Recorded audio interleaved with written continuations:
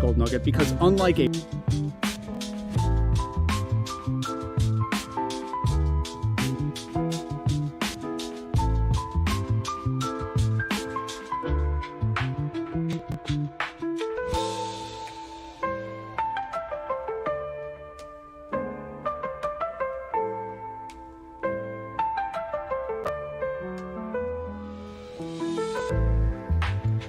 Reaper, mic check. You don't hear me out there?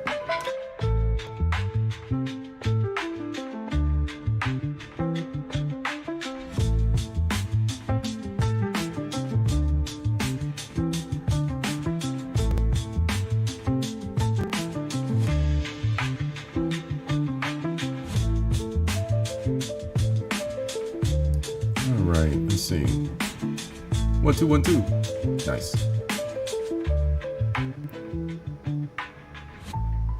Lee Turner, what's good, bro? Let's kick this thing off.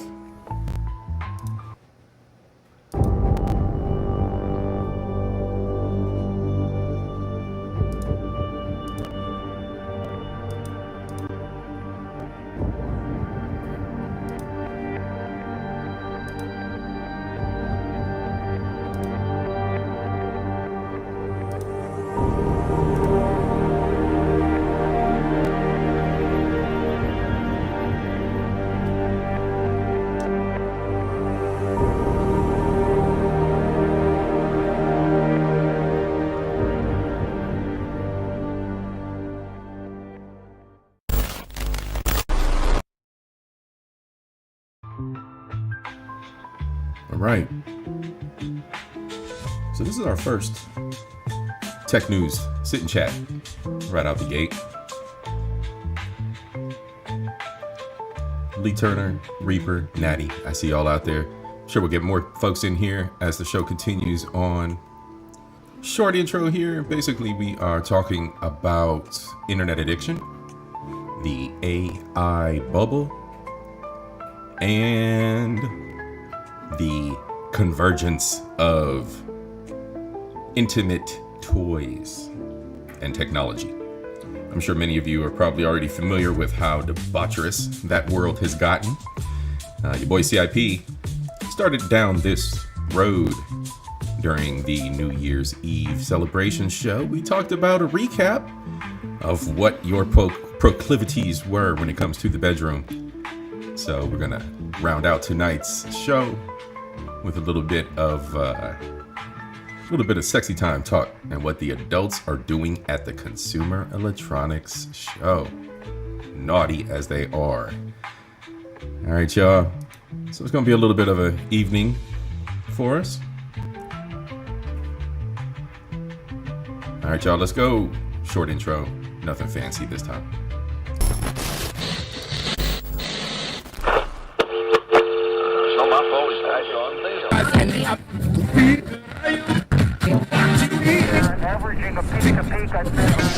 Ever since I was a kid, I've been legit. If I was you, I would cut up my wrist.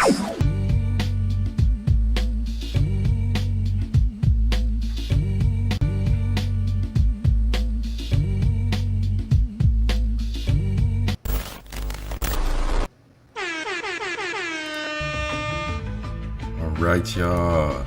Welcome to the show. Sakafed salutation salute to all my beautiful people out there. How's everybody doing this evening? Well, I hope. As mentioned, we got Reaper, Lee Turner, and Big Natty with us already in the chat. Gentlemen, thank you so much for joining me this evening. All right.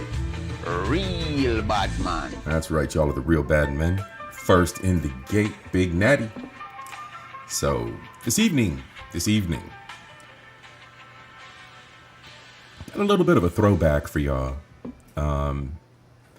Essentially, your boy C.I.P. I started to realize, I've reinstalled the operating system, right? We're no longer on Windows. We're now transformed everything over to Linux, right? With that, I started to create new notes.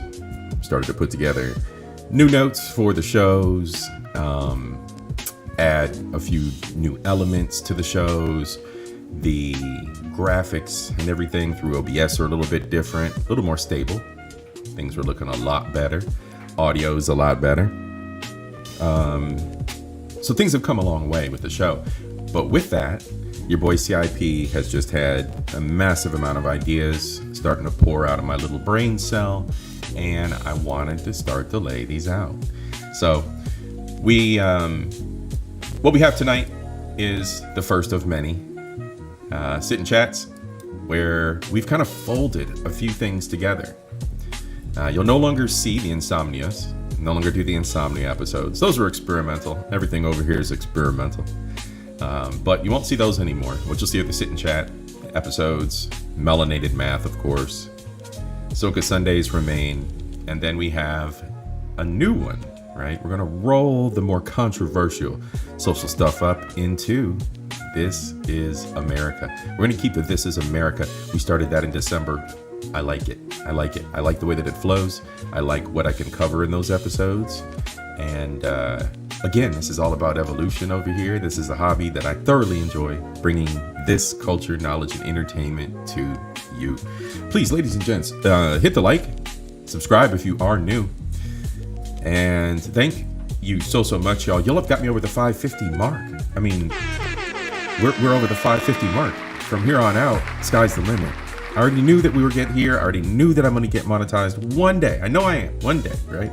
But until then, we're going to have fun. We're going to enjoy ourselves. And more than anything, I appreciate each and every one of you. Show sponsor for Soca Sundays. That's right. Soca Sundays are a fully sponsored show now.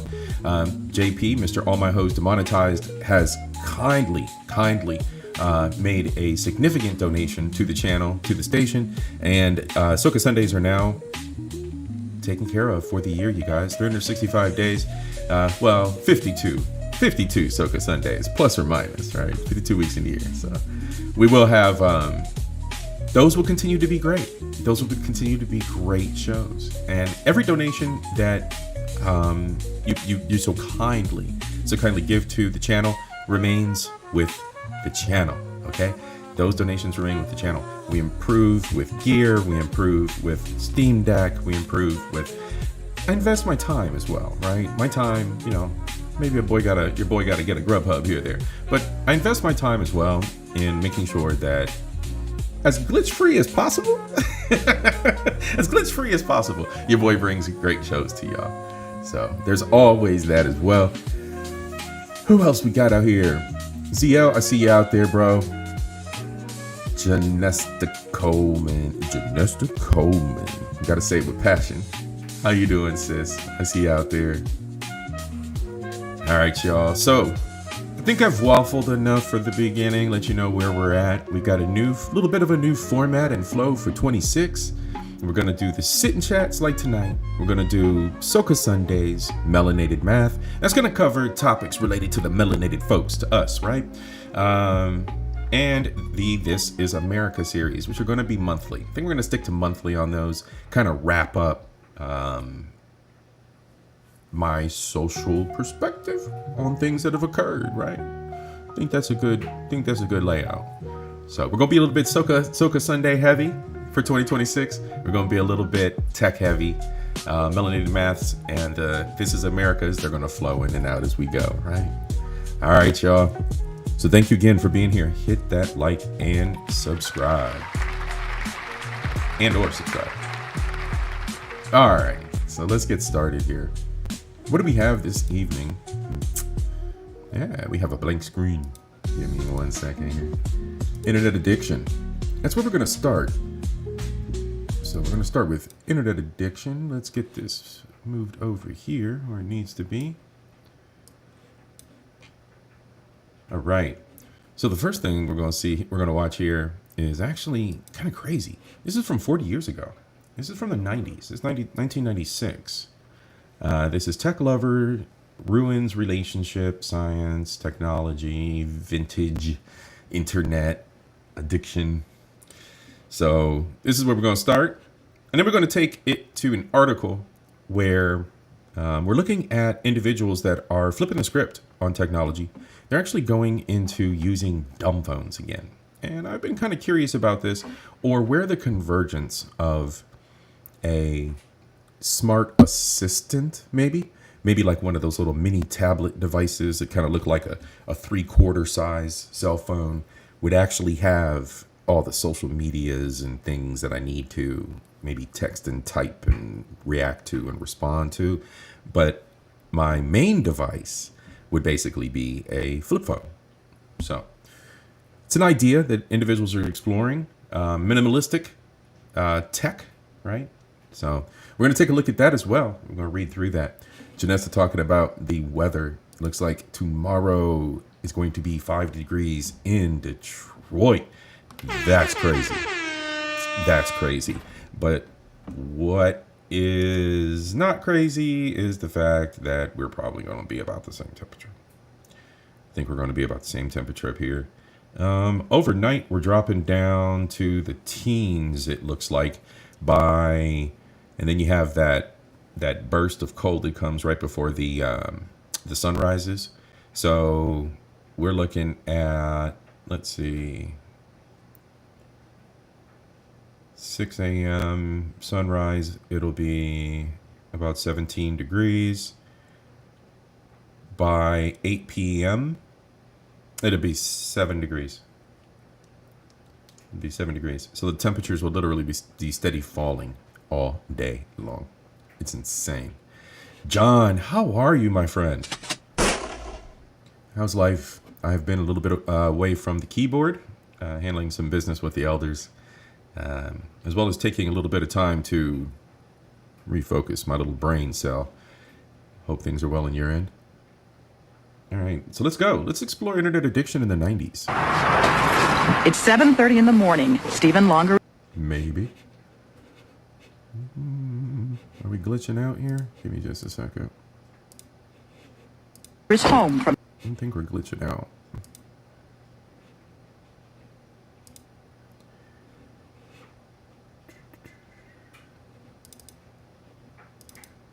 There we go. All right.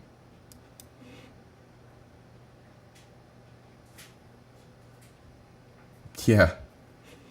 Yeah, we everything's an Ouroboros, a snake eating its tail. It just keeps going back and forward, back and forward. All right. I think this is working. Yeah, it's 7:30 in the morning. Stephen Longer is home that. from the factory night shift. Home to his fiancée, Michelle Good. Hello. Home to his other companion, the computer. I can spend 6, 7, 8 hours there without even really knowing it. Suddenly I'll look at the clock and notice, well, gee, I've been on this thing a long time. Sometimes I won't even remember how long I've been on. He doesn't remember, but Michelle does. I think he's addicted to the internet. He comes home from work, he gets right on the computer, and he's on it till he goes to bed. He's addicted. It's a whole new world right at our fingertips. Cyberspace, the internet. You can talk to people, get information, go places, 24 hours a day. But can cyberspace be a dangerous place? Pop quiz, what kind of computer is that behind her? Does anybody know? Also, who remembers these days? We're going to go into this a little bit further, too, once I get to the talk about the AI bubble. The gentleman who's bringing us the video on the AI bubble that we'll be reacting to, he goes through a lot of the old history and basically the internet leading up to today. So it's gonna be a great one. I think that is an IBM, to be honest with you, Lee. I think it is. It actually has the form factor of one of the Macs, but I think there was a time period where like Compaq or maybe Micro Center even, they had a form factor that kind of looked like a Mac. And so I think that one is an IBM. Yeah, is there an Apple computer? I know that back in the day. Yeah, Apples. I had the Apple II. I started my life on the Apple IIes. Apple IIes, or wait, Apple II. Then we got a 2E, a little bit more memory, I believe. Same form factor, pretty much. Then I went to the C64, went to the Commodore 64, and then from there, IBM. I was on the IBM level, the 86, x86. Psychologists are beginning to see what some describe as computer addiction. People who are not just surfing the net, but getting stuck in its web, living more in the virtual world than in the real one. At the University of Texas in Austin, some students have sought counseling for their computer compulsions. Concerned officials are conducting one of the few studies being done to get a handle on how virtual life is affecting real campus life. We're trying to kind of ride a wild horse here and get a better understanding of what we've got. Psychologists say only a small percentage of internet users are getting hooked, but expect numbers will grow with increased computer use. Still, not all are worried. We are in the very early days of this, and we're seeing as alarming some things that with time we may see as yet another forum for people to express their creativity, to work out their problems. Back in Pennsylvania, Michelle watches TV while Stephen surfs the net, together but alone. I want him to be on it less, and I want... Isn't it crazy how we're all pretty much just tied to our phones now, so it doesn't even trigger us or bother us? I mean, mostly. I'm sure there's people with proclivities and individuals who do have crazy... Really? Really? We're going to update the browser in the middle of a stream? That's rude. Chrome tripping. All right, so, yeah. So there's individuals, I'm sure there's time and place, right? There's time and place. And we actually should have, it would make sense culturally if we adopted everyone sitting at a dinner table together for the healthy family dynamic, right? But we don't do that necessarily. A lot of us eat food in front of our computers. Guilty as charged.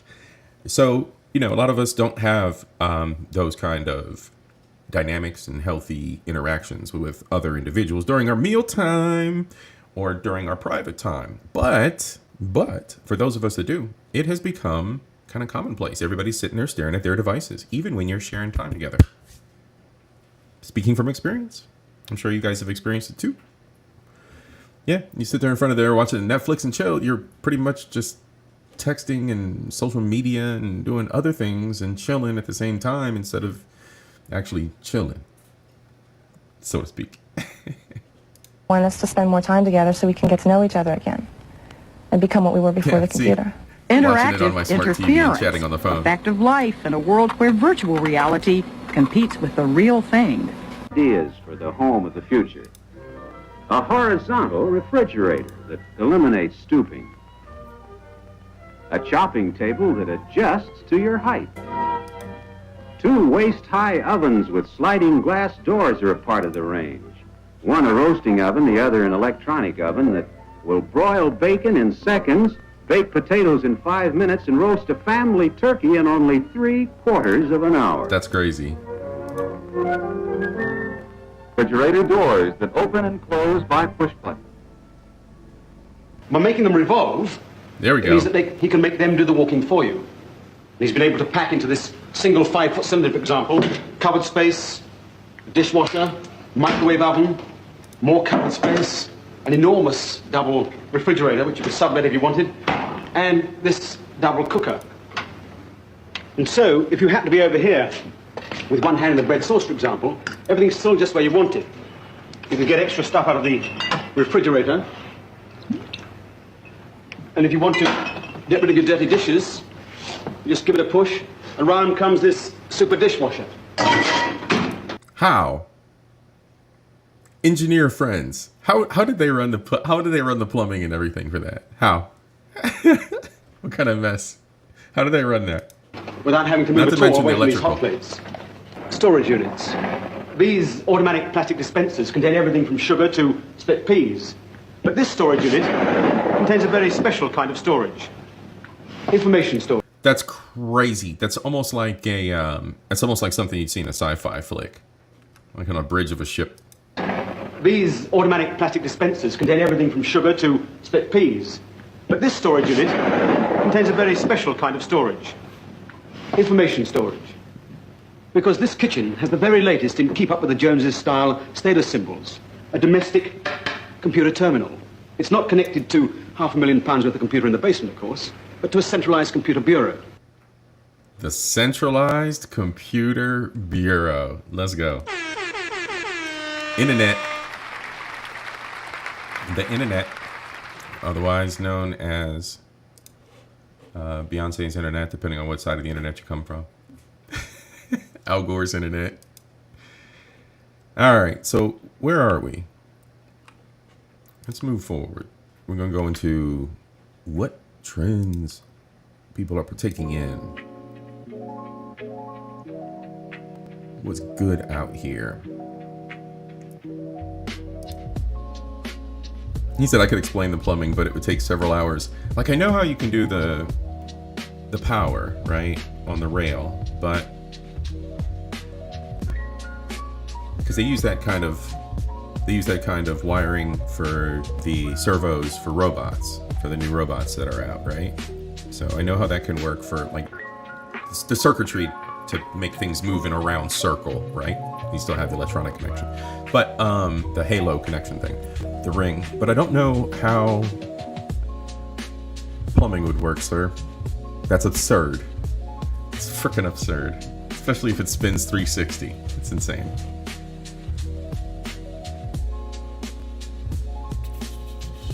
Cuzzo, what you cook? I had two things. I cooked two things. Plus, I'm prepping for chili tomorrow. But I had a piece of stuffed salmon in there. I cooked that, so I got lunch tomorrow. I also cooked a steak. I had the steak tonight and a couple potatoes. I had to cook the potatoes because the potatoes had to be used up. They were getting shrivelly. So you got to cook them little guys up. So I cooked up a couple baked potatoes in the air fryer. I cooked the steak up real nice, pan seared. Had all my aromatics in there first. Garlic, mushrooms, onion. Did it nice. So I'm ready. I'm ready for the cold weather. I hope y'all are too. I went out today, went grocery shopping. I haven't been grocery shopping like a week. I needed to. I mean, I was like a week late. And it was brutal. It was brutal. It took a long time. It took about an hour and a half to get through everything. That's travel time just down the street, getting through the store and getting through the line. There were plenty of people there. And I went to the good K. Rogers, the good Crochet in the good neighborhood, good Kroger's. New recipe for oven potatoes and anxious to try it. Let me tell you.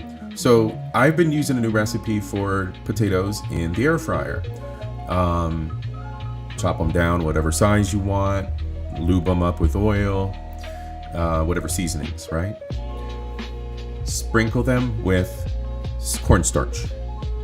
Shake them really well, make sure they're evenly covered. Toss them in the air fryer. Cook them halfway through. Probably put them on for about 20-25 minutes, depending on the size of the potatoes, right? So put them in the air fryer halfway through, lube them again with a little bit of olive oil, and set them on their way. They'll be crispy and they'll be nice and soft in the middle. So far so good. So far so good. Some people blanch them and boil them a little bit before and then put the olive oil or oil on them and then the cornstarch. Now I don't take the extra step. So far so good. They've been coming out really good, bro. Really good. So cornstarch is the shit. If y'all don't cook with cornstarch, y'all are messing up. Get your recipes right. Make sure you mix that in with your chicken, your flour when you frying chicken or anything too. Come on, it's a must.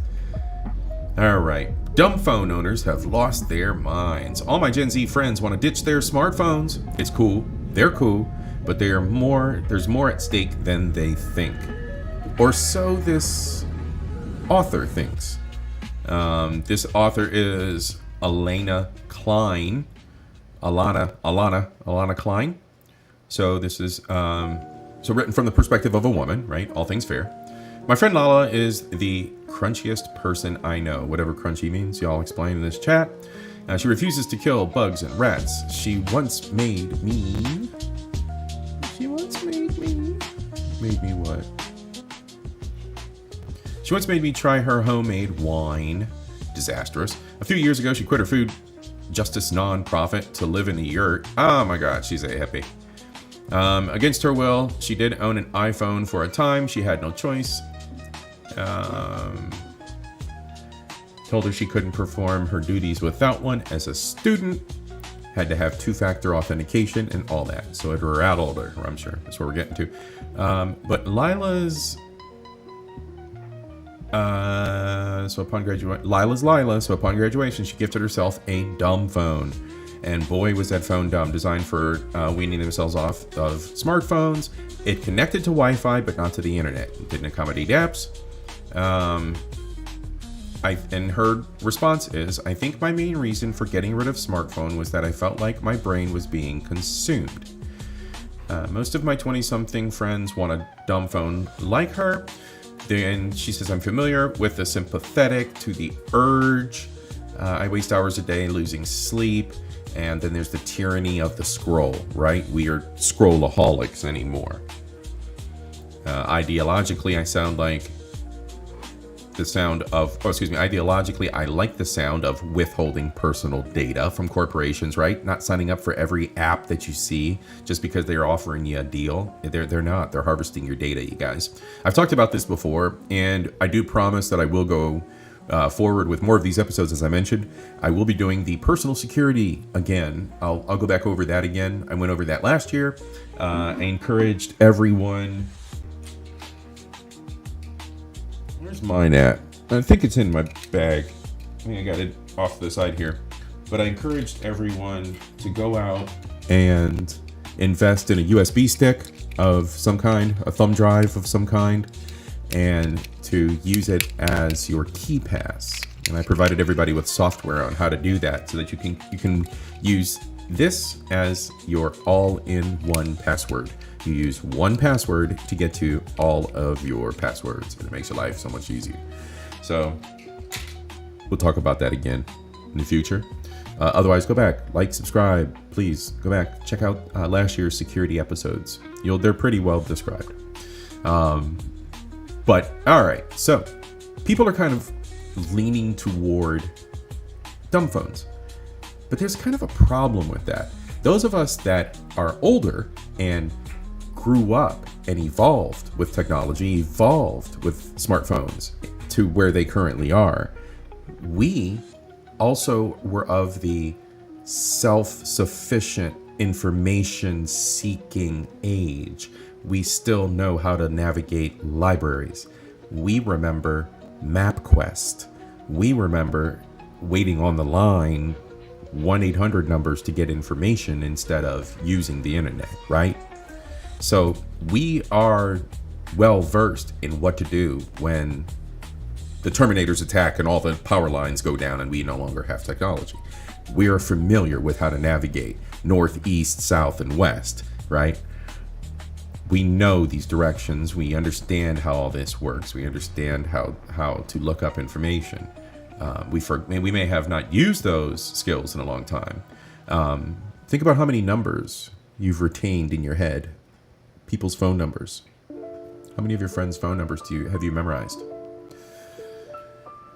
So, fast forwarding, in 1985, the late psychologist Daniel Wenger published a theory about intimate human relationships called the transactive memory. He argued that long-term couples store information in one another, that their collective pool functions as something of a joint memory card. That kind of makes sense. Once you kind of bond with somebody and you're in that circle of relationship and you're so tightly bonded that you kind of start working together as a team, right? A single knowledge acquiring, knowledge holding, and knowledge using system that is greater than the sum of its individual members. I can't live without her. I can't live without him. Right? I'm sure we've heard or maybe not felt those things. For those of us for those of you who have been married, I myself have not. This is uncannily, maybe humiliatingly applicable to my relationship with my iPhone. Now that is a hell of a way to describe that. It's uncanny, but her reliance on the iPhone has become symbiotic. Is the way she's explaining this. So think about it. have you become a symbiote with your iPhone? Again, if I forgot my phone at home, I would feel a degree of disconnection, but I wouldn't panic. There is no panic or anxiety behind it. I also don't have a deep-rooted group of dependents. I'll put it that way. I don't have any kids, right? So there's also that factor, that kind of thing. When I went on vacation in October, for instance, I didn't panic when I didn't hear from people, or panic to seek people or talk to people. I had no problem with my phone just being in my pocket or being in the room. None at all. Yeah, John Connor from Skynet. Anybody knows a John Connor in today's world, you need to be friends with that person. Chances are, every John Connor I meet, I'm gonna be his friend. That's for sure. Google Password Manager is the only thing I know about. Creek. We'll talk about that. It, in and of itself, can be a little bit dicey, but we'll talk about that. Yes. I have a password chip implant. Works as long as someone doesn't cut off my hand. Do you really, John? Are you joking? Did you get the little chip thing? Bitwarden is good too. I use KeyPass or any of the KeyPass variants. They're pretty interchangeable. I went and migrated. So I migrated, John, I don't know if you caught my Ubuntu episode, but I migrated from Windows to Ubuntu fully. So this rig is on Ubuntu. My gaming rig is not. You'll hear me reference Cat and Poncho every once in a while. Cat and Poncho is not. Cat and Poncho is Windows based. I might switch over to Linux or to SteamOS at some point. But I'm fully running Linux here. My two servers are running Linux. My laptop is a dual boot. I'm getting rid of Windows, man. I'm sick and tired of the BS with Windows. But yeah, I took and migrated everything over, and when I migrated over KeyPass, it's called like Key Locker or KeyPass XPX or some shit because it's Linux. Migrated right over, and it decrypted it just fine. Didn't have any problems. So far so good. All right, so we're exploring the connection between our cell phones, the reliance on tech. So Clark and Chalmers in a paper did a similar conclusion. If we remove the external component, the system's behavioral competence will drop, just as if a part of its brain were removed. Because we haven't built up those skills and those tools, right? Other than the connections to the social medias, once you break that down, our phones really are just the calculator, the phone piece, right? The maps, right? Navigation. And then navigation comes in multiple different ways. The health tracking. And all of those things can be broken down into smaller components. But that then relies on us building that knowledge and building those tools within ourselves so that we're reliant on ourselves. Many of us find reliance on smartphones and external devices that we leave at a bar or accidentally drop in a toilet worrisome, right? Remember I mentioned the anxiety of leaving my phone at home and going to the grocery store isn't there for me. I'm like, okay, I left the phone. But Clark was quick to remind me that when we spoke this past summer, that our brains can break too. You could have a mild stroke or something, he said. The bleak reality led me to perhaps even bleaker thought that my smartphone may actually may actually be more reliable than my biological brain. That is scary. I feel a sense of certainty that one day my brain will decline. That's normal. That's not a feeling, that's a fact, sweetheart. We will decline, and we need to be aware of that. We need to be conscious of how short our time is on Earth, right? I'm not making the cute fingers the girls do. I'm telling you, your life is short. I feel a sense of certainty that it may actually be in the processing of doing so. As I write this, my brain very well, as I read this to you guys, my brain very well may be degrading. Of course it is. That's how biology works. We reach our limits, you guys. Life is very short. Embrace it. But it feels unlikely that one day I'll have to navigate life without a pocket-sized device, right? So fear it, but embrace it. Know and learn what these devices are. Learn how to use these devices. Embrace all the different assets, all the different features, all the different software pieces, parts, settings, right? Learn it. Get comfortable with it. Because even today, I see an extreme gap of knowledge with the boomers. I want to point and laugh at them. They have been around. Not only did they invent computers, but they were around for basically the evolution, key moments and milestones in the evolution of computers were the boomers. And they still walk around like assholes when it comes to computers. And they don't know what they're doing. Like they didn't have AOL. They didn't have Netscape Navigator. They didn't have the first version of Microsoft. They didn't have, and now they have iPads and devices that are made for children, 8th grade reading levels, and they still go, I don't know how to fucking use that. They've literally relinquished a portion of their brain. So think about that. Learn what you can while you can. Embrace it while you can. It's only going to get deeper. There's going to be more. We're going to have more technology, more AI, robots, all that shit, right? We're going to talk about some sex toys here in a minute. Everything's AI, you guys. All right, so many smartphone owners hate, or at least claim to hate, their phones. The internet is full of desperate cries for help from people who can't stand them because these devices are invasive and complain that everything is dependent on apps.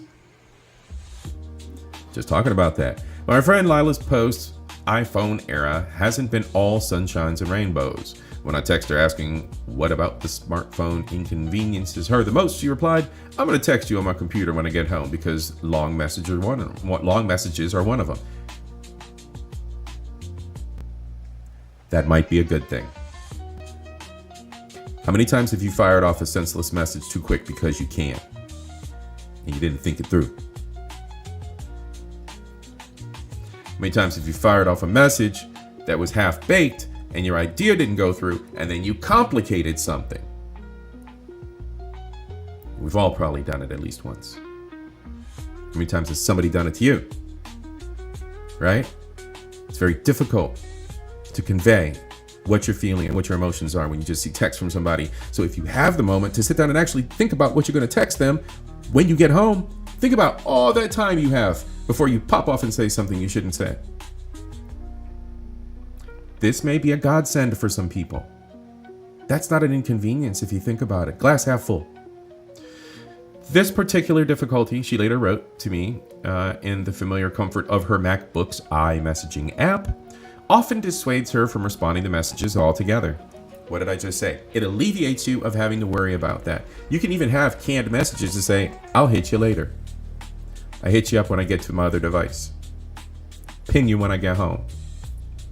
Make it simple. They can wait. Nobody cares anyway at the end of the day. As long as your kid's not dying or your family members aren't in distress, nobody cares. They can wait. Believe me, they can wait. And we might need to take that break. We might need to take that breath for ourselves because a lot of us are doing a little bit too much in life. A lot of us are doing a little bit too much. We have a little bit too much going on in the social space, a little bit too much going on in our personal lives, and our brains can't handle all that. Some of us. Not all of us, but some of us. All right. So I'm going to leave it at that. The term phone, let's see what the last paragraph here closing out is. The phone addiction has wiggled its way into common vernacular and has become a near universal self-diagnosis amongst my cohorts. Self-diagnosis and that bullshit has got to stop. You guys got to stop making labels and putting labels on yourself just to make yourself feel important. That shit's weird. Emotional intelligence, that's one of those weird things. Like fuck out of here with that. But that doesn't feel quite right to me. I'm not addicted to my phone. I am my phone. Layla said it best. It's consumed my brain. Phone enmeshment. It feels more accurate to describe it as that. If I ditch the device, part of me will vanish with it. These have to be women in their 20s and 30s. These cannot be older individuals. This sounds vapid to me. To me, this sounds vapid. Last sentence here, I'll face the unextended version of myself. I'm not sure I care to meet her. You see how that wrapped back around. It wrapped back around into self-discovery and the pain of learning yourself. Again, going back, learning how to do all these things from scratch. Like I said, those of us who are Gen X and those of us who are boomers, or tech boomers, the nerds out here, we already know how to use maps. We already know how to use a compass. So food for thought. Good article. Now, what are y'all here talking about? Perfect for the emos. Yeah, man. Absolutely. They can't read a clock unless it's digital. John Schmuck, you want to know something very sad? There were preschool teachers in 2025. Preschool teachers. Ladies and gents of children, let me know what the preschool age is. But preschool teachers saying that the children in the classes cannot recognize their English written names here in the United States of America. Meanwhile, I got little kids in Latin America on my Instagram feed speaking Spanish and English. Salute to the kids from other countries who are bi and trilingual.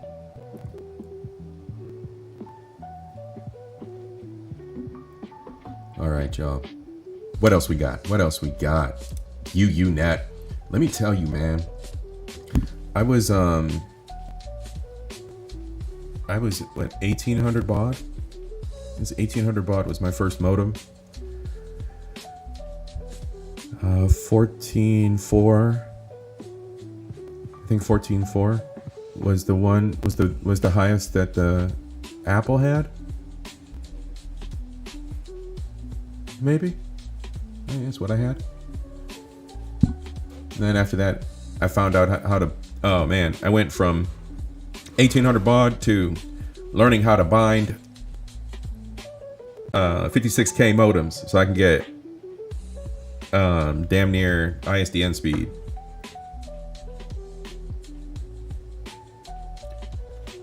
John's time is up for the night. Family commitments. Take care of family. You too, John. I'll see you on the other side, bro. What to do, C.I.P. and everyone in the chat. Mike Love. How are you, sir? Real bad man. Good to see you. Good to see you. Through the first article. So now we're going to talk about, we're going to kind of segue. I'm going to segue the internet addiction and where we are and kind of look at AI. Put it all together. Let's put this all together. Let's make a big picture here. We got guys like myself and John. Shout out to John who just left. Right? We got guys like us, the old guys. I'm an old guy now. I'm an unk. So we got the unks who've been around since, like John said, UUNet, right? Since the old CompuServe days. Guys who used to work on mainframes, man. You know what I'm saying? I got a little bit of that in my background. A little bit of that in my tool belt. Mainframes work. So we're going to go all the way from that through the times of AOL in the mail. You've got mail. And everybody's getting those discs in the mail. And we're going to go all the way up to today and the advent of AI. And again, your boy C.I.P., we're now about 4.5 years in. Your boy C.I.P.'s been dabbling in AI for about 4.5 years now. Whereas it's just now hitting the mainstream in such a big fashion. So this is a great watch. And what we're going to kind of round out, what this Maxonomics kind of rounds out with is, where are we going with AI? Is this going to become a inevitable bubble like we saw the housing situation come and go? Is this going to be like the initial internet boom, high-speed internet boom? Is this going to be like the .com boom? Is this going to be like the streaming boom? If I'm not mistaken, I hear it. If I haven't heard it once, I've heard it about 50 times from my different friends and cohorts that y'all are pretty much sick of all these streaming services. Yep. These little things come in waves, these booms, these popular movements, right? And you have all these investors and all these big business guys shifting technology around and shifting our economies around, the way that they're addressing things and the way that they're approaching AI. So we're going to kind of mush it all together with our homeboy here from Axonomics. As always, your boy C.I.P. is going to shout out the other content creators. Bear with me 1 second. Yeah, hacking is up. Downloading things from places that are not the owner's place. Pirating is up. All the ways of obtaining things that we feel we are owed in some way, shape, or form, and fighting against the man, the establishment. All those things are up. So, Maxonomics, why everyone is wrong about the AI bubble. So let's get into this. Let's see what's going on with the AI bubble. This was the first viral video, a live stream of a coffee pot. Students at Cambridge got tired of walking up 2 flights of stairs for coffee only to find the pot was empty. They built a webcam, hooked it up to the internet so they could see when it was full, and by 1995, millions of people around the world had watched the pot fill up and then empty, showing it to friends and family to describe the internet. I remember Creating this video hype too. that kicked off the bubble everyone is worried we're repeating today, the dot-com bubble. With each day that passes... All right, now I'm not going to interrupt him too much because your boy here talks very, very fast. So if there are concepts that I think maybe I want to stop and kind of expand upon for you because they might be a little bit, let me know. Or I'll stop and do that. I'll try not to interrupt too much. But let me know in the chat if there's anything. I'll be watching the chat. Let me know if there's anything that he talks about concept-wise where you want to know some clarity on. More and more people want to know. Also, too, for everybody who's out there in the chat, however many of y'all, I think it was about 10 of y'all out there. Forgive me, I don't have it up right in front of me. 10, 11. So however many of y'all are out there, if anyone is interested in coming up and chatting and talking through this, adding, contributing to the conversation, sit in chats are for that purpose. Feel free to join. All right, just holler in the chat. I'll drop the link for you specifically. All right, y'all, let's go. Is AI a bubble? Do I need to take AI seriously, or can I ignore it in peace? Because deep down, everybody knows that all bubbles have one thing in common, one critical ingredient, a lie that the majority of people believe. There are 3 things we're told about AI that could be lies. AI will keep getting better. We need more data centers. A lot of people are using it a lot. If we want to know if one of those is a lie, we have to understand what the lie of the dot-com bubble was. Have you ever heard of dark fiber? This video is sponsored by Public.com. More on them later. The internet would be how we did everything. So when he goes into talking about dark fiber, I found this extremely interesting because your boy CIP used to work for a dark fiber company, and he'll explain what dark fiber is. And then I'll expand on things a little bit, maybe. But I think he does a pretty good job of describing the industries centered around dark fiber. Dark fiber. It's not like dark web. You'll see. All right, let's go. To people, bank, shop, date, watch movies. This was the promise of the dot-com bubble. The real world was about to move into the virtual world. Everyone believed it, even though almost no one was on the internet. If you were, it was painfully slow, having to wait. The internet's not a real place, you guys. Wait. There's not that many people on the internet. And wait for one of just a few thousand websites to load because hardly anyone knew how to build a website. Web developer wasn't a thing in the 90s. Even if something was built, that thing didn't have a way to get paid by customers. We were still shipping people the internet in the mail. You get this in the mail. Put it in your computer, plug your computer into a phone outlet, and then you could connect to the internet. Sending data back and forth over telephone wires that were absolutely not built for it. Not built for video of a coffee pot to be sent from England to the US. These copper telephone wires could carry 100,000 times less information than this cable. Made of very long, thin strands of glass, fiber optic cable could carry more information thousands of miles compared to copper's 5. This copper wire was the bottleneck at the beginning of the internet. And this fiber optic cable was the actual bubble of the dot-com bubble. It wasn't the software. It wasn't the websites. This cable was the foundation for the lie everyone believed.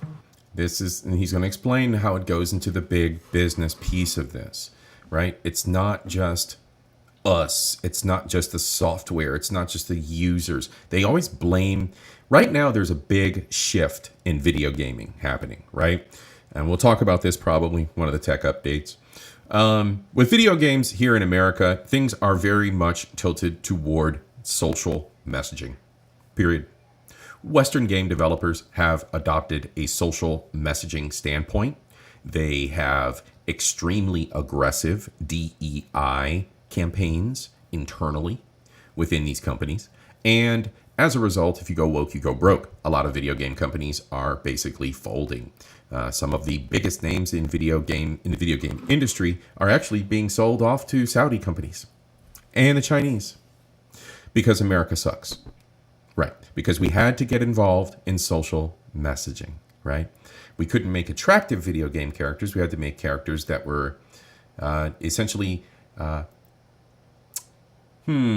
physically handicapped in looks because they'd made the average individual feel good about themselves. Instead of me playing a fantasy game thinking that I'm a buff superhero, I have to be concerned with social messaging and if I'm of the tribe of the rainbow or not in my video games.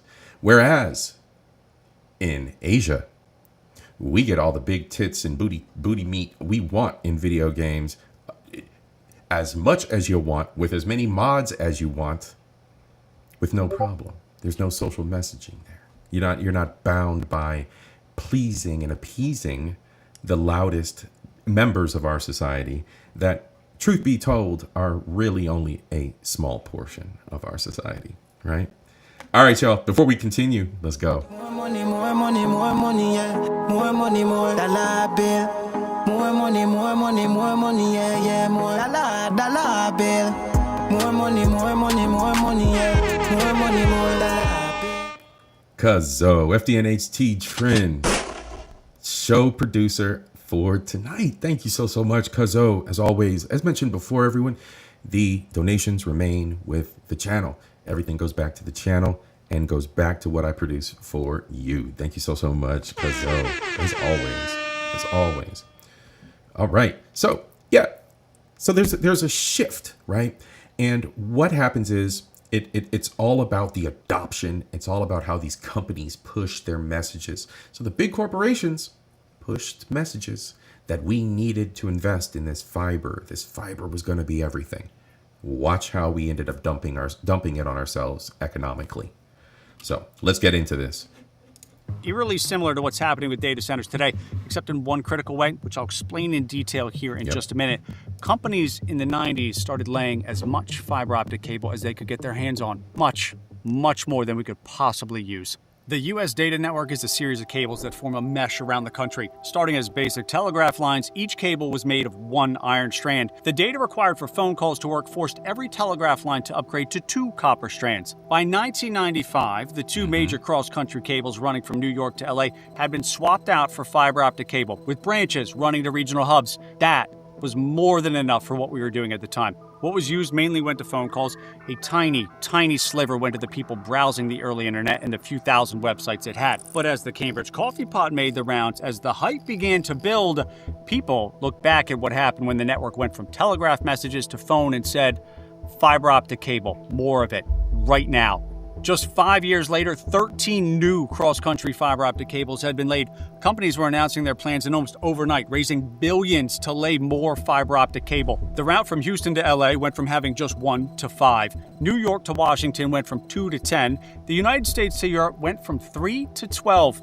By 2001, $500 billion had been spent laying all this cable. But not one of those dollars was spent doing the hard part, what was desperately needed, required for the internet to take off in a meaningful way, the last mile, replacing the couple of miles of telephone wire that ran from each and every house to the central office where the fiber cable stopped.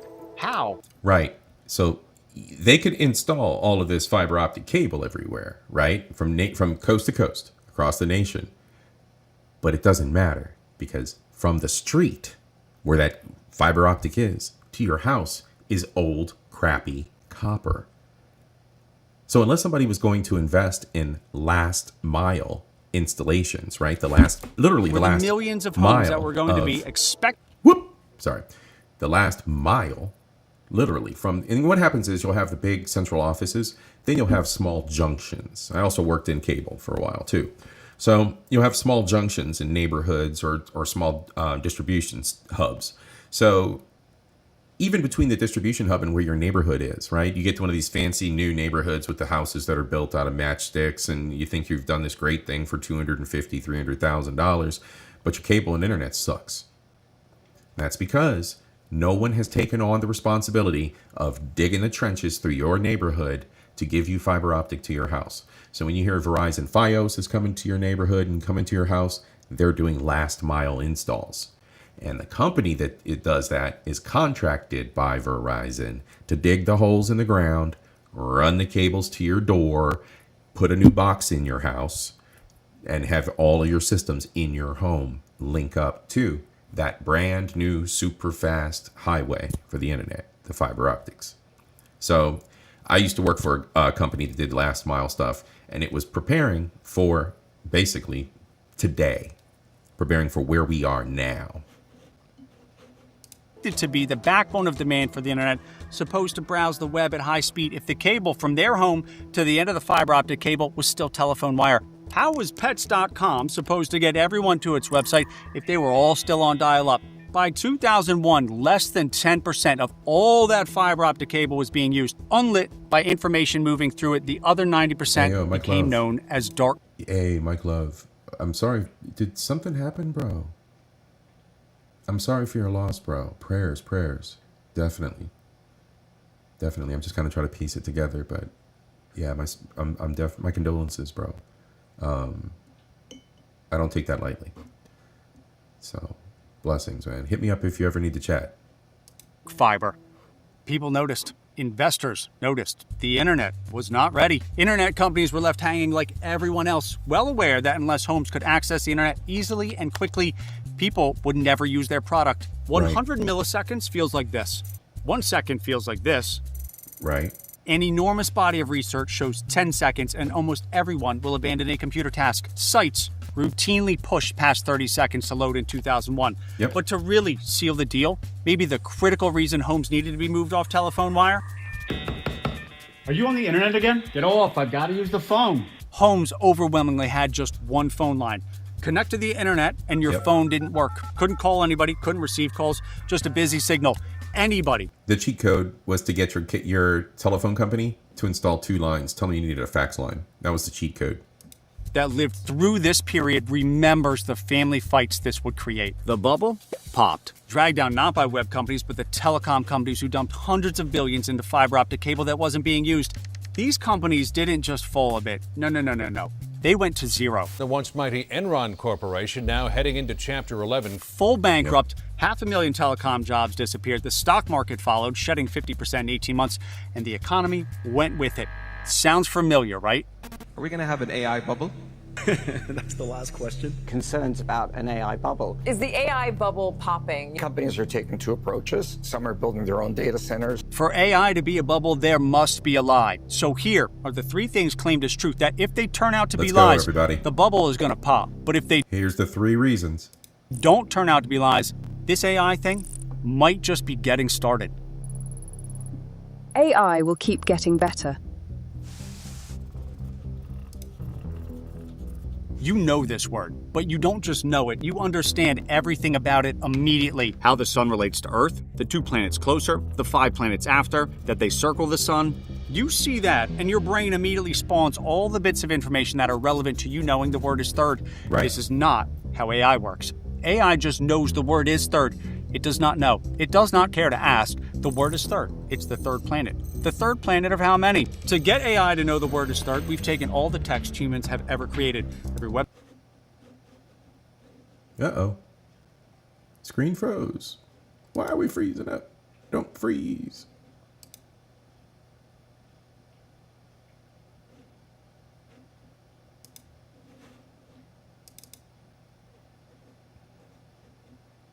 website, book, post, every single word of that text is changed from text to something that looks like this. Then a random chunk of all that text is chosen, a word is removed, and shown to the AI model for it to guess what the missing word is. It chooses some options and says, I think it's one of these four. This one is my top choice. The correct word is revealed to it. If it got it wrong, the assumptions it used to choose what it did are adjusted. Its guesses are put back, and a new random chunk of text with the word missing is shown to it.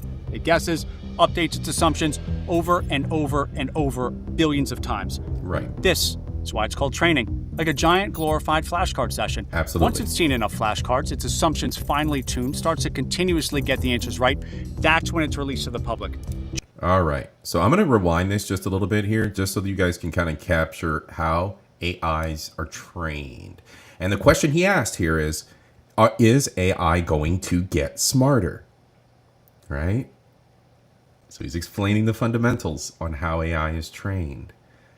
On its own, is it going to get smarter? That's what we're told it's going to. I hold reservations on that. Let's go. If all that text is chosen, a word is removed, and shown to the AI model for it to guess what the missing word is.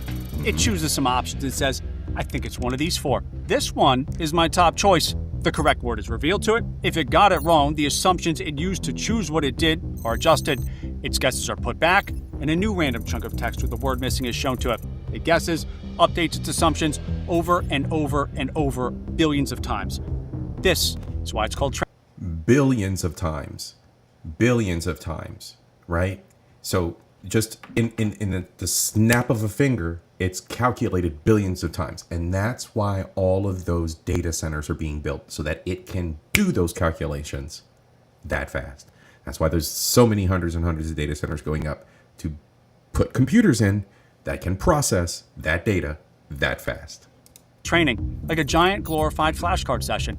Once it's seen enough flashcards, its assumptions finely tuned, starts to continuously get the answers right.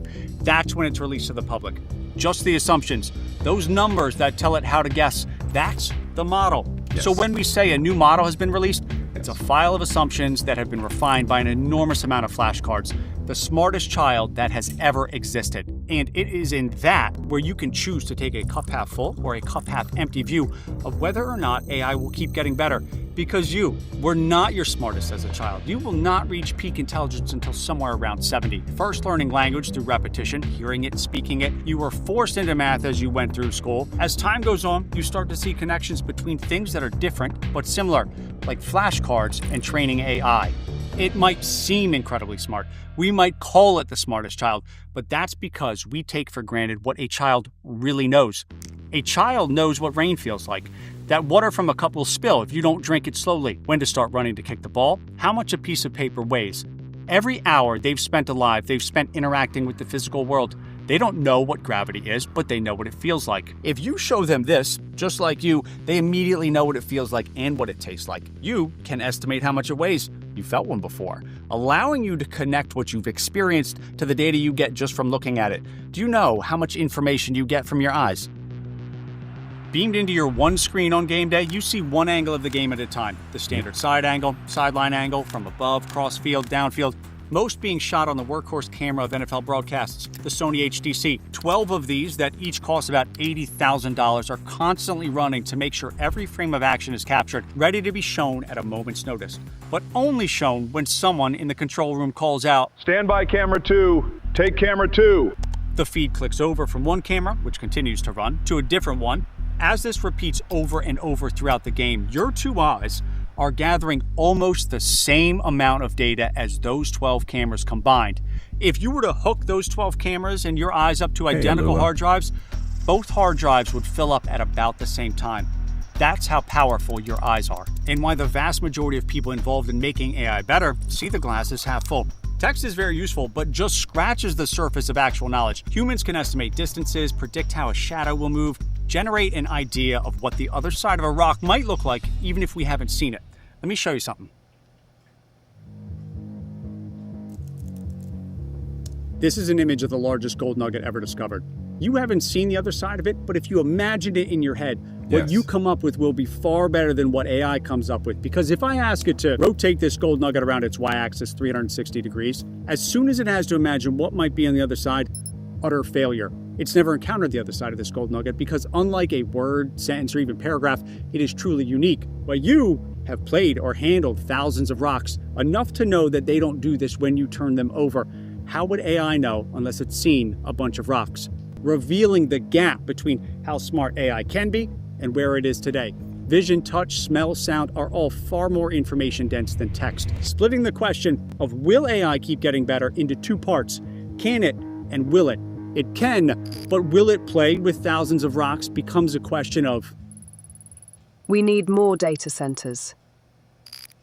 Some of you may not have heard this yet, but our sponsor Public just launched something called Generated Assets, and it brings AI into investing in a way I've honestly never seen before. Here's how it works. You type in an idea like AI-powered... All right, so I usually don't dabble in investment advice or anything of the sort, but I did find this interesting. I'm going to let his commercial play. And again, this is Maxonomics. Go check out the channel. I did put the link in our chat a moment ago. I'll supply drop it chain again companies while with he's positive reading. free cash flow, or defense tech companies growing revenue over 25% year over year. Here we go. Public's AI then dispatches a swarm of agents that scan every single U.S. stock, evaluates them, and instantly builds a complex index around your thesis. What really stands out is how clearly it explains why each stock is included. And before you invest, you can even backtest your idea against the S&P 500, so you're making decisions with real context, not just guessing. And beyond generated assets, Public lets you invest in stocks, bonds, options, crypto, all in one place. They'll even give you an uncapped 1% match when you transfer your investments over from another platform. If you want to build a portfolio that actually reflects your thesis, visit public.com/max. Paid for by Public Investing. Full disclosures in the description. Thanks, homie. We're building multiple multi-gigawatt data centers. Building these giant AI factories. I do guess that a lot of the world gets covered in data centers over time. Maybe put them in space. We're going to start building these giant gigawatt data centers in space. The world needs a lot more processing power. The size of the site covers a significant portion of the footprint of Manhattan in terms of space. But why would you need a data center of that size? What could possibly be the logic for a building the size of Manhattan? Manhattan is 23 square miles. Inside a data center the size of Manhattan, there will be 5,000 rows. Each of those rows will contain 50 racks. In each of those racks, you'll find about 70 chips. Every word you ask AI to predict, the math it takes to predict just that one next word is spread out across many chips. Each chip takes part of the problem. They combine their work, and out comes the word. Dozens to hundreds of chips fire off for each word. Not each question you ask, not each conversation, each word. This is the reason NVIDIA cannot keep up with demand. It cannot produce enough chips for all the words people want predicted, for all the images and video they want created. This is the critical departure AI takes away from the dot-com bubble. All of that fiber optic cable that was laid was not being used. It was dark fiber. There we go. You cannot get your hands on an NVIDIA chip because every single one of them is running round the clock at such high capacity and without break that occasionally one melts. There is not a dark NVIDIA chip in the country right now. This is how a word is represented in AI. What's called a vector. It is, just like on paper, one-dimensional. A section of an image is represented like this, two-dimensional, one for width, one for height. This is how video is represented. Height, width, and then one for time.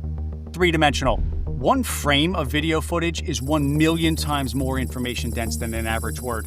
Or to put it another way, 2 seconds of video contains about as much raw information as the entire Harry Potter book series, which is why these data centers that seem eye-watering in size are what every tech company is scrambling. Yeah, the AI video slop that people create, like there's a fine line between artistic endeavor and slop, and the majority of what I've seen is slop. I have a piece that was artistic endeavor done for me by a friend. I'm not going to talk about it just yet, but that was well done. That was good. That was a good usage of AI. A lot of the other stuff that we see, especially like political figures and the J.D. Vance's dancing and all this stuff, there's this entertainment for the sake of being able to scroll and click. This is slop. This is the mind-numbing crap that's being pumped out. And really, that is a hell of a waste of resources, to be honest with you. It's a waste of resources.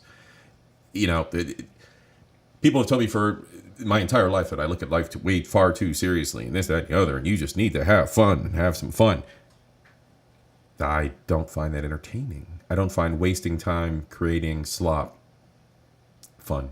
I don't. That time can be spent on so many other and so richer experiences in this world. Such richer experiences. My 2 cents, y'all know how I am over here.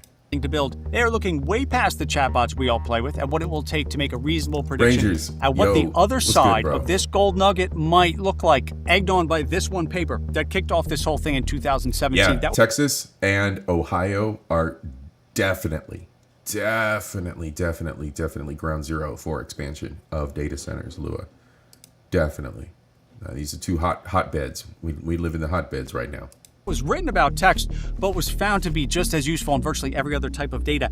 It's not if it will work, it's how to build enough processing power for doing the math. And here is where it would be reasonable to raise a red flag and say, I have found the lie.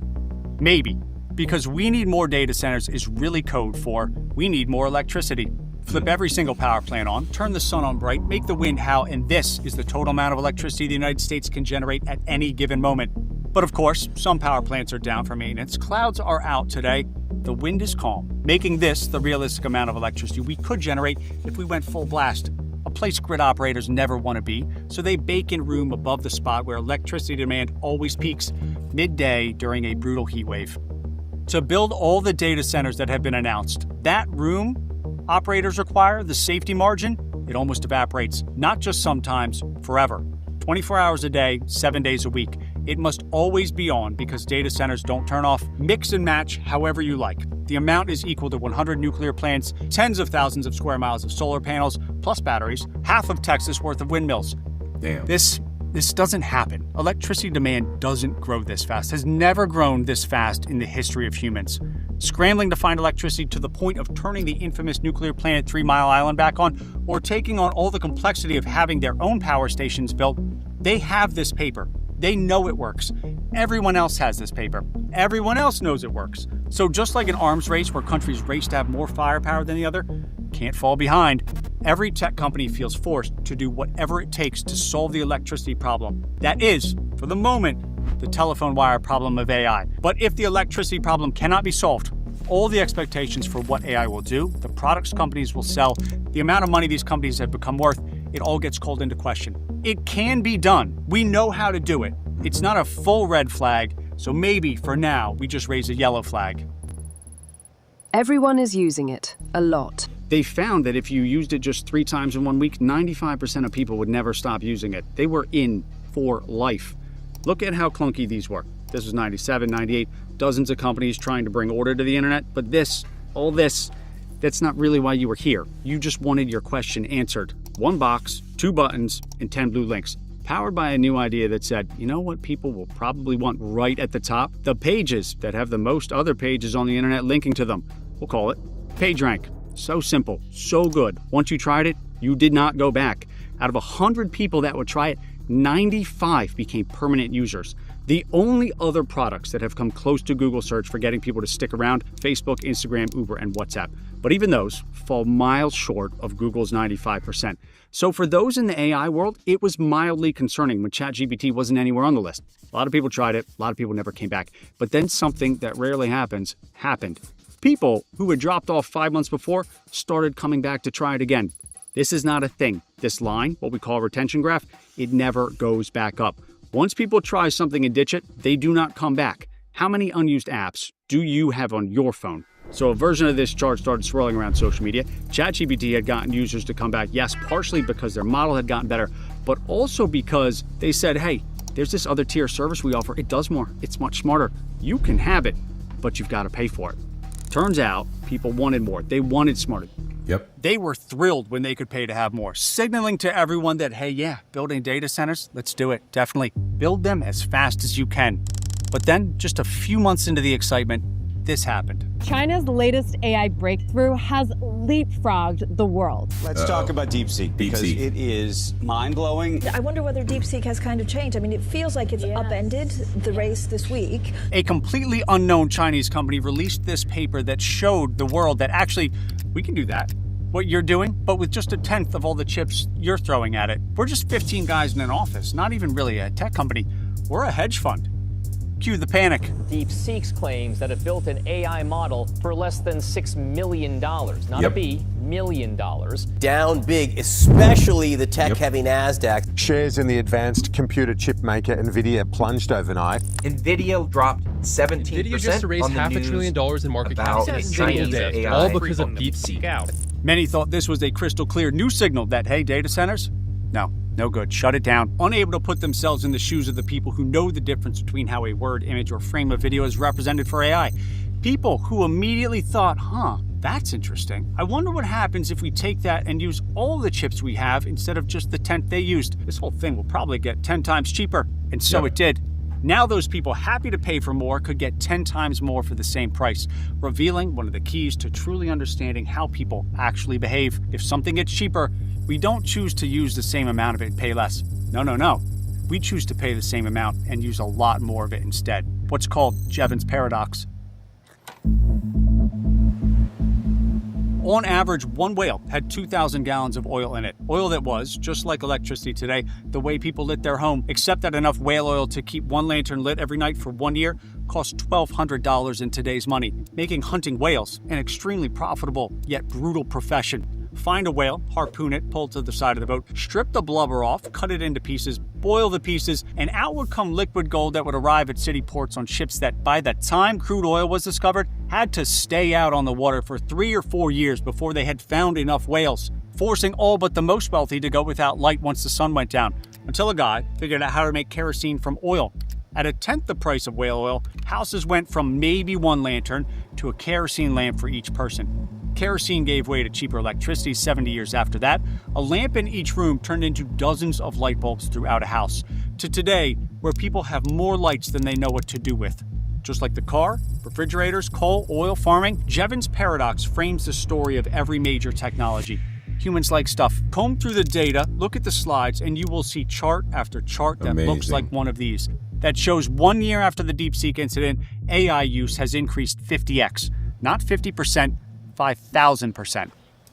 And I have DeepSeek, one of the models installed here at home. When you think about what AI is today at its core, it is a repackaging of something people were using incessantly before any of these LLMs came about. It's just repackaging the data we were all consuming before, using the same cables, same protocols, same devices. It is even, with a few exceptions, the same companies, the giant redwoods in the forest, unfazed by storms, high winds, or the occasional drought, while the AI startups are the seedlings scattered throughout, trying to find enough room to grow to become one of the giants. Most won't make it, but the forest will barely notice. If bubbles have a second trait they share, it's that the thing being promised is new, a green field. The start of the internet was a new fragile thing. How do we use this thing? A bright green field with trees just starting to sprout up. Today, it is a massive, thriving forest. Yes. And this thing we're calling AI is that same forest expanding, the giant redwoods getting taller, new trees being born. So if the electricity gap isn't solved, a raging wildfire rolls through here. But if it is, with the number of people using it, the headroom for it to get better, the idea that today, now, AI is a bubble that's about to burst like the dot-com bubble, is likely missing the forest for the trees. Damn.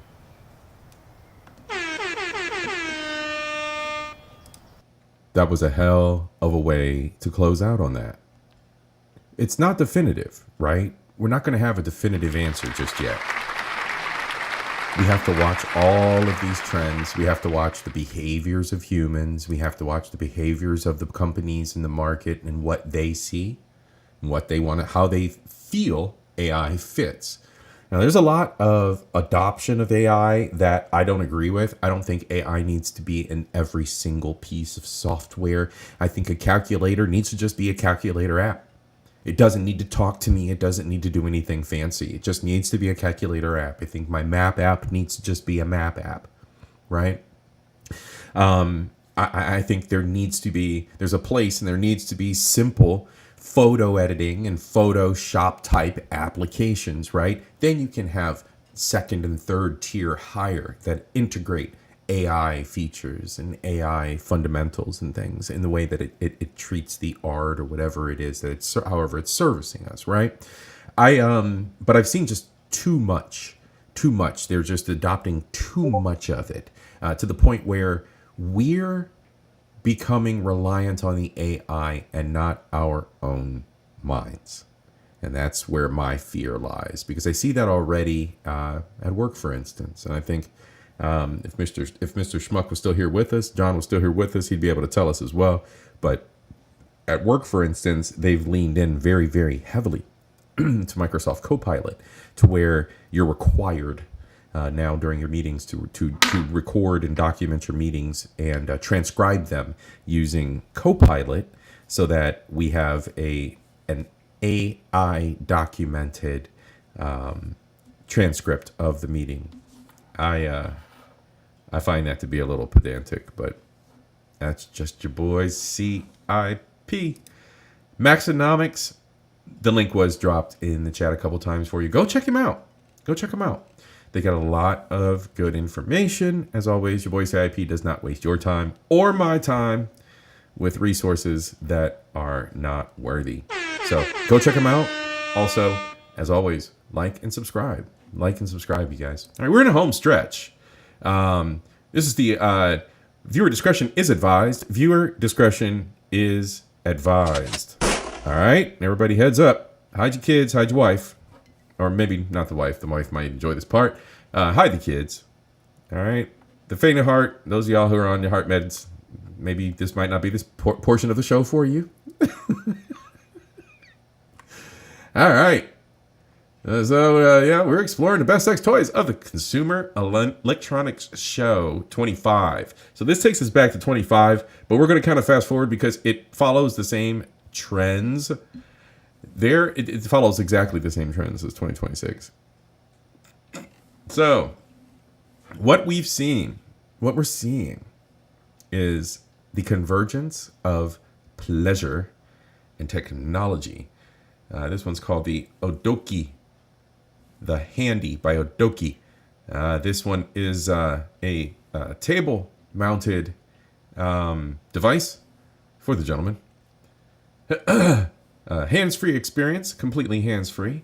The action motor speed can be set, as well as the stroke length, which comes in handy. No pun intended, pun intended. In case you want to focus on certain areas of the adventure. That's right, folks. So for the adults in the room, I'm going to drop that link for you. That's Gizmodo. Oh, Lord. That's right, Reaper. So the first one up to bat is one for the gentleman. Gentlemen, go check out the Odoki. Odoki's the O. Never let it be said that Odoki only thinks about the men, the penis holders. So the Scandinavian company also has one for the vagina holders. The fajita holders rejoice. The fajita holders get the O. It's called the O. The O can be used for solo or couples.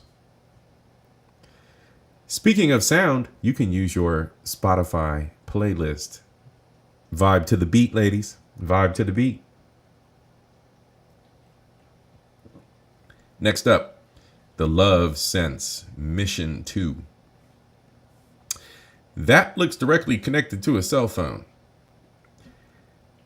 See, we've got a 180-degree tilt to this one. It integrates with technology that generates vibrations, patterns. You can also use a game called Flappy Jumpy, an exclusive game based on Flappy Bird, where you have to keep the character in the air via thrusts of the device. So the device is inserted doing the device thing, and you thrust, ladies, to keep your Flappy Bird on the video game up in the air. We may see a demonstration of this in a safe manner. A demonstration of this in a safe manner shortly. 2026. We have a little bit of video on this. All right. So Love Sense. Am I mistaken? Love Sense. Love Sense is back again with the Solace. This one is for the gentleman. This one is an AI-powered oral sex machine. The device is very not safe for work. I'm sure. Let's see here.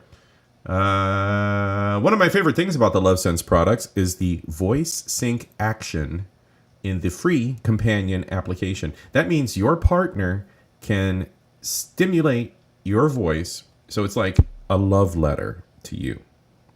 Then the toy has an adjustable desk mount, of course, you know, while you're sitting at your desk, enjoying yourself, and you get a love letter from your girlfriend, and it accompanies your stroke machine, gents.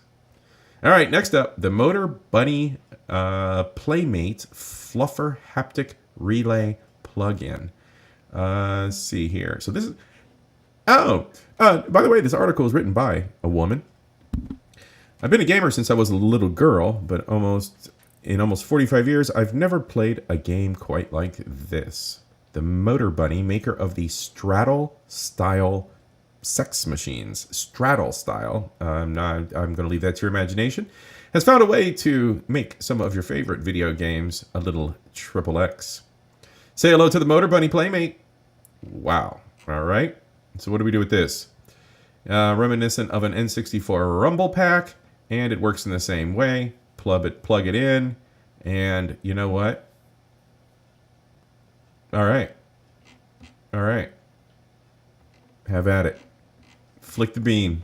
Let's go. All right. So next up, here's another listing.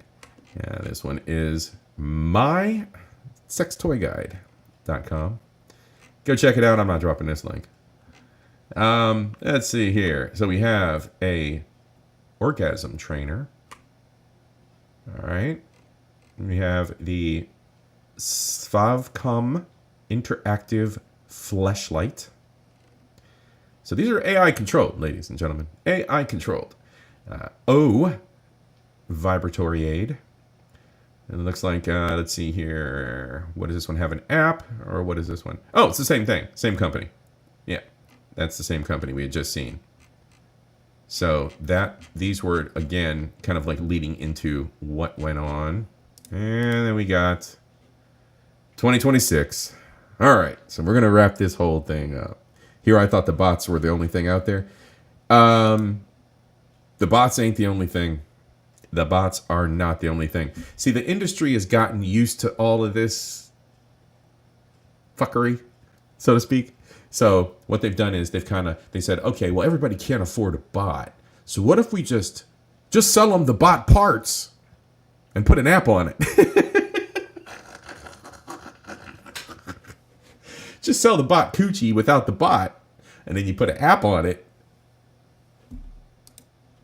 All right, y'all. So, disclaimer, this video contains sex products intended for adults only, as mentioned during this entire segment of the show. All right? Disclaimer. We're talking about grown folks' business. 5 minutes of IGN. And you know what? Why the hell not? There's a link in the chat. Enjoy, ladies and gents. All right, let's go.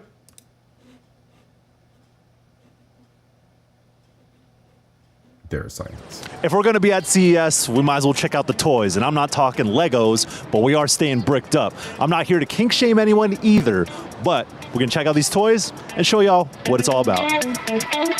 Man, bro, the way you phrased that at the beginning. All right, let's go back through this here. I'm not going to pause necessarily through all the crazy shit that's going on. But did you see how fast that thing that I'm really concerned about what y'all adults be doing. I'm not here to kink shame either, but I'm really here to ask some questions about what the hell are y'all doing. Did y'all see that? If we're going to be at CES, we might as well check out the toys. And I'm not talking Legos, but we are staying bricked up. I'm not here to kink shame anyone either, but we're going to check out these toys and show y'all what it's all about. This shit's wild. Let's go.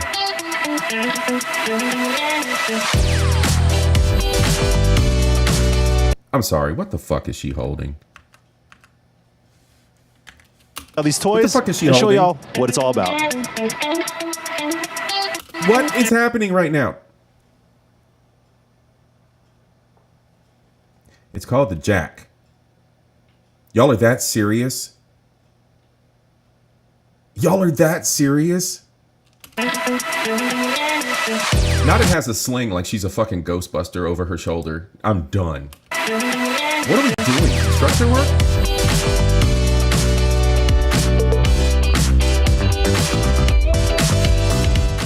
The most intricate thing we found was the Handy 2 Pro. And this is a stroker, if you will, where it has a sleeve that attaches to the motorized device magnetically, and you can control the speed and the stroke length. And if you want to get down real nasty, then you can overclock it. What does it mean to overclock it, though? Not overclock it. I'm done. We just seen the thing about this one. And this is a stroker, if you will, where it has a sleeve that attaches to the motorized device magnetically, and you can control the speed and the stroke length. And if you want to get down real nasty, then you can overclock it. What does it mean to overclock it, though? Well, you have to go into the app and essentially void your warranty. The app will ask you, like, hey, if you're going to overclock it, just know that we are not liable for any damage, and, you know, you got to know what you're getting into. And so long as you can... So you know what's hilarious? In the game Cyberpunk, there is a mission where you pick up a guy who went to a cyber shop and has one of those things on his wink. And bro's winky is about to explode because he can't get the device off of it. And the device is beeping in a violent manner. So you drive bro to the clinic. And if you fail the mission, bro jumps out the car and explodes on the sidewalk. That's the future we have to look forward to, ladies and gentlemen. Side missions. Consent to that, you can set it to go up to 10 strokes per second, that is. But at that point, it's kind of just a vibrator. The folks showing off the Handy 2 Pro actually let us do that. Not use it for real, but we saw a demonstration of it moving. And yeah, it's the stroke length is like hella short, and it goes up and down like really fast. But at that point, I'm like, I don't know if that's how I get down. But if y'all do, that's cool. And you can do that with the Handy 2 Pro. But that's not all there is to it. The folks at Handy also sell a bunch of different sleeves. And the different sleeves give you different sensations, of course. What are we doing? And there are a few for training your stamina. And there are other ones that are supposed to feel like other acts that you can do. And there's another one where you can attach rings. It's gym day. So not only do you have to worry about leg day, but you got to worry about stroke day as well, gents. Have different resistance on different points of the stroker. So, you know, if there's a certain spot you want to hit, you could probably do that with the Handy 2 Pro. And like many of the devices that we've seen here and in recent years, you can connect them remotely. And honestly, for long distance relationships, it is kind of a nice perk. Not gonna lie, one of the more interesting things about the Handy 2 Pro as well is that you can sync it up to video.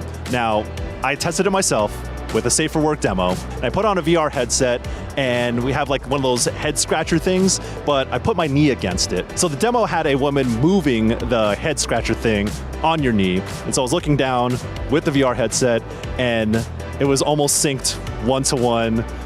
It was really odd because I've never used anything like that before, but if you make the logical extension to the toys that you are using, it's the future, boys. That's kind of creative. Now, syncing devices to video isn't necessarily... It's the next level in OnlyFans entertainment, gents. Really new, but I think the fidelity and the sort of sensation that you can get from syncing both devices and the video that you're watching is kind of creative. So all the sleeves are sold separately from Handy, and you can check that out if you are interested. But the Handy 2 Pro is out now, and it goes for $499. Tag your friend. We also saw some gaming-related stuff from the folks at Motor Bunny. There is a USB-C attachment that you could plug into a controller, and it'll read the vibrations and the gyroscopic motion controls to then send signals to other devices that connect through Motor Bunny and the Fluffer app. But you can also pair them directly, so you don't have to mess with any settings or anything. But you can customize the sensation, speed, intensity, all that. We also saw a penetrative device that sticks out through the device itself and will react based on the games that you are playing through the Fluffer app. And that thing can get really intense. But overall, these are creative ways to integrate gaming in your private life. Hold on, ladies. That is dead wrong. There's the Flappy Bird intensity, all that. We also saw a penetrative device that sticks out through the device itself and will react based on the games that you are playing through the Fluffer app. And that thing can get really intense. But overall, these are creative ways to integrate gaming in your private life.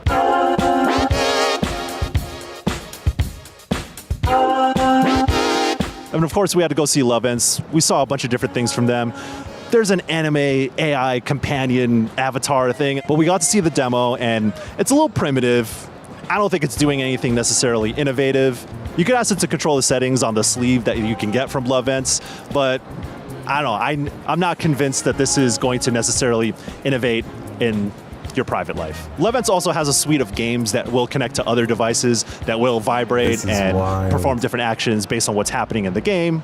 One of the more creative ideas as well is that the Mission 2 penetrative device can be used as a game controller through their app. It wasn't quite as responsive as I would have liked, but it's more of a novelty than anything else. You know, I don't think you're buying this to be used as a pro controller or anything like that. But hey, if you could figure out a way to up your game, more power to you. But like many of Lovents' devices, if you're in a long-distance relationship, this is a nice way to keep things spicy.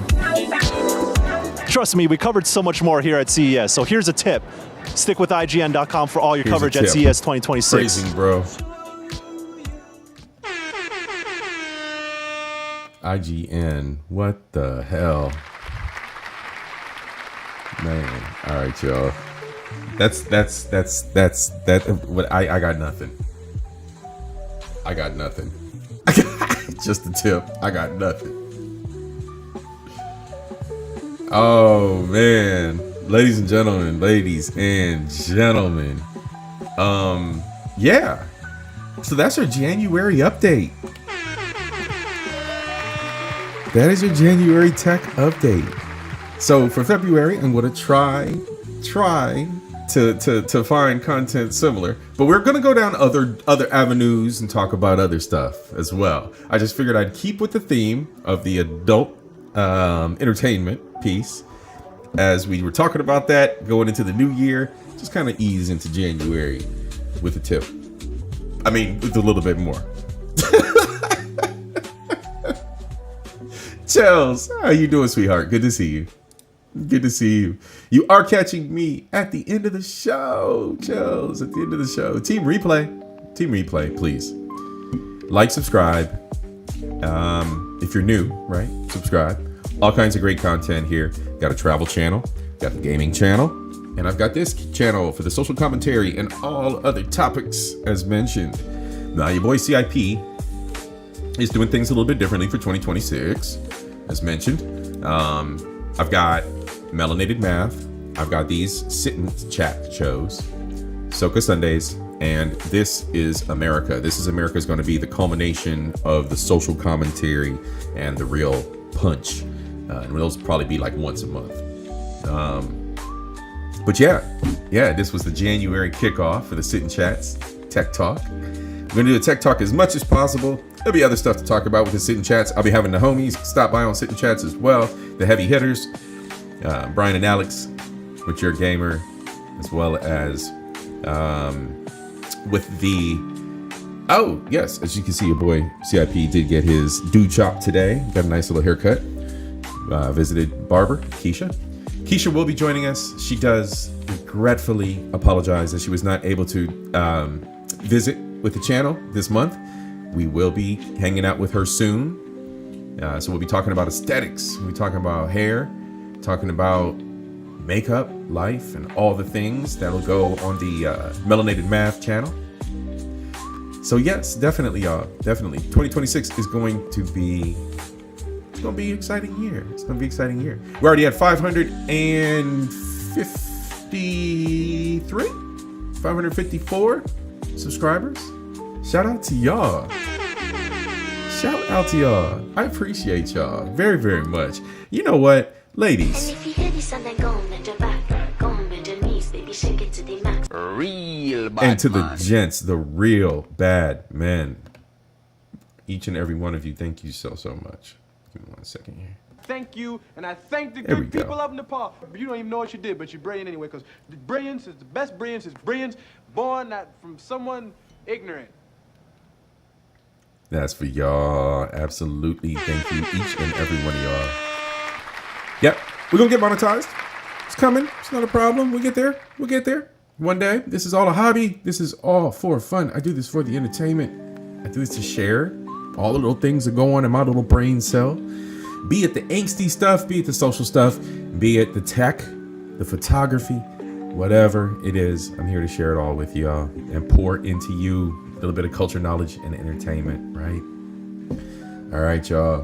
What else? Thank you, Janesta. Appreciate you. It's the baby steps. It's the little things, y'all. Your boy's humble. I ain't in no rush. Taking it easy. Alua asked me a question. Oh, okay, Janesta's talking. Making you the purest essence. Yeah, and see, Mike Love, C.I.P. for AI. They have to make the large data centers for it to progress, huh? Yes, sir. Exactly. So, as mentioned in the video from our buddy Maxonomics, the level of calculations that AI has to do require that much power. It requires that much power. And don't be fooled as the public, you guys. Data centers are only going to employ the highest peak of individuals during their construction, right? Think of it as a graph that goes up and then goes back down, because there's going to be a peak of construction and employment, right? They're going to have 2,000, 5,000, 10,000 people employed. But a data center is exactly as, again, Maxonomics showed us. It is row upon row upon row of computer. So humans aren't needed. You need a couple administrators, guys that know things like myself, that know how to log into those computers from remote terminals or from a command terminal on site, maybe. Knows how to take a cart on wheels with a monitor and a keyboard on it and jack into those servers directly, perform maintenance steps on those servers. You don't need teams of individuals to accomplish this. One team, 10, 20 people per data center, different other roles within the data center to handle other things, environmental stuff, electrical, water, things like this, right? Your maintenance guys. Otherwise, that's just something to keep in mind, you guys. These data centers really are going to be these streamlined robotic centers. Think about, all jokes aside, think about the Matrix where they showed all the people lined up in the machine, all in their little coffins of goo. They were servers. They were serving the machine in some, the system in some sort of way. So it's the same kind of thing, right? These servers are just pretty much self-contained racks of little baby processors that are all pumping out all these AI pieces, parts, video, text, asking it to do your resume again, asking it to take notes like I do at my job, right? Yeah, so it's kind of a mess. Now there is, I can't let you in on this. I was going to save this for a future episode. Let me find it first. There is a solution on the energy side of things.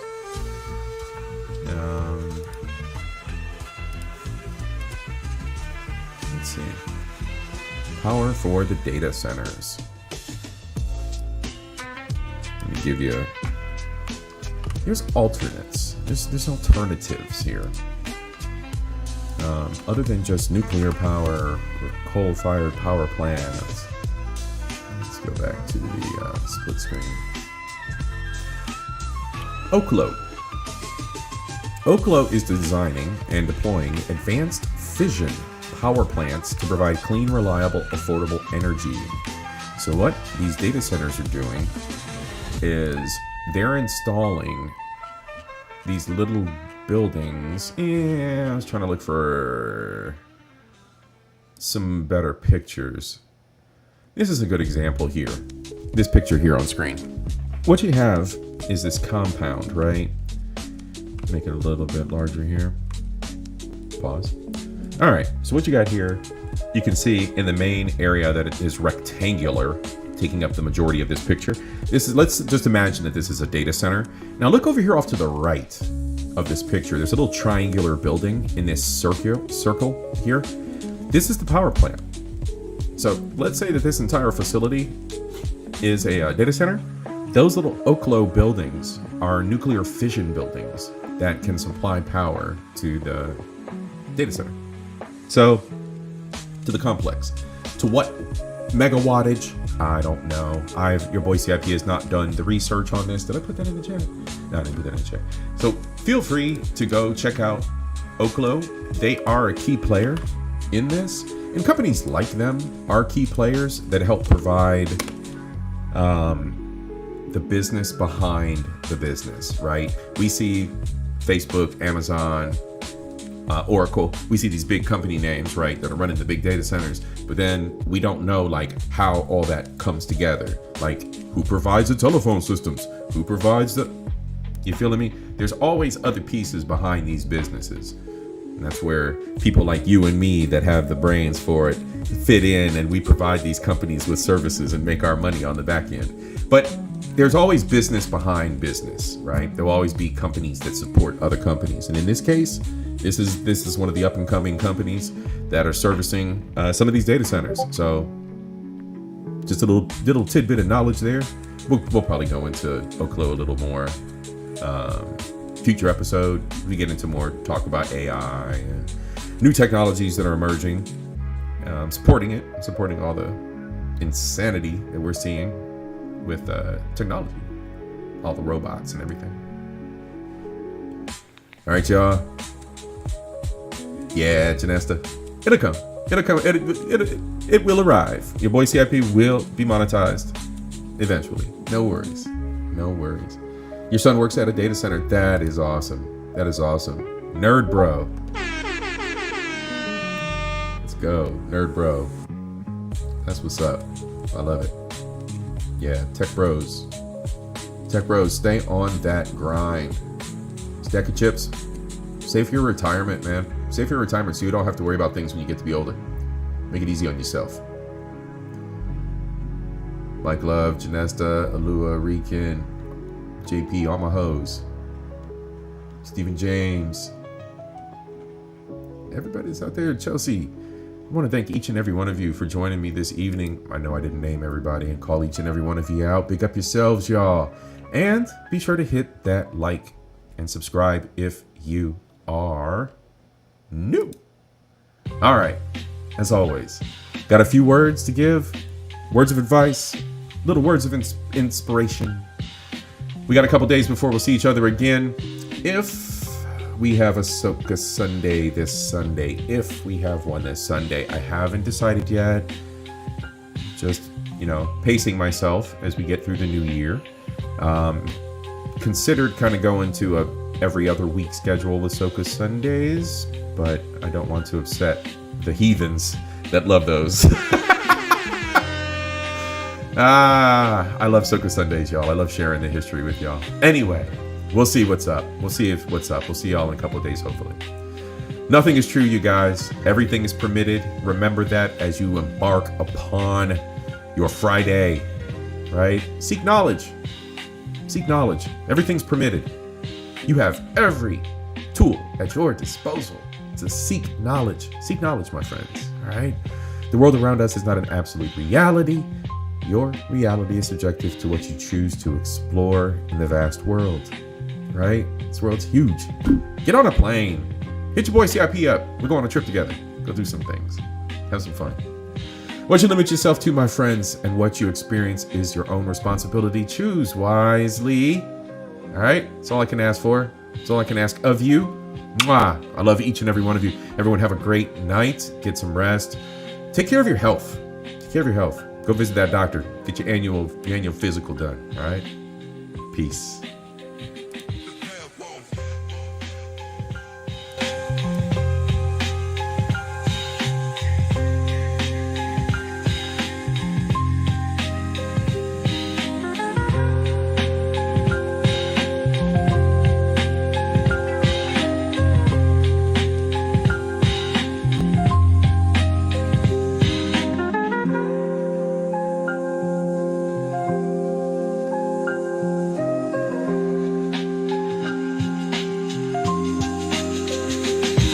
Box.